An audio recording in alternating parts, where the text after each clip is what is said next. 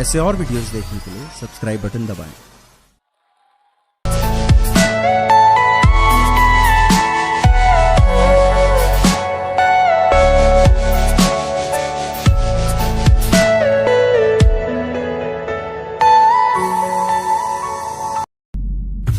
ऐसे और वीडियोस देखने के लिए सब्सक्राइब बटन दबाएं।